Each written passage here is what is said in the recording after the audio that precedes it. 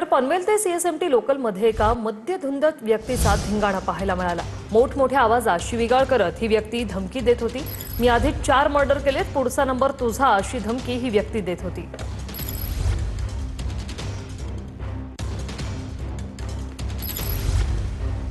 हे दृश्य आपण पाहतोय। मोठमोठ्या आवाजात या व्यक्तीकडून शिवीगाळ करण्यात येत होता।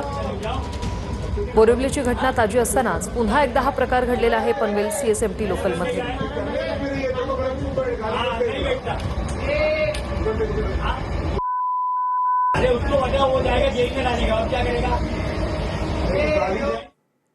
बोरिवली लोकल हत्याकांडानंतर मेट्रो स्टेशनवर कडक सुरक्षा वाढवण्यात आली। बॅग तपासणी मशीनच्या कमतरतेमुळे सीएसएमटी मेट्रो स्टेशनवर मोठी गर्दी पाहायला मिळते। संशयास्पद वस्तू आढळल्यास तपासणीस उशीर होतोय, तर सुरक्षा तपासणीत वेळ जात असल्याने प्रवाशांची मोठी रांग पाहायला मिळते।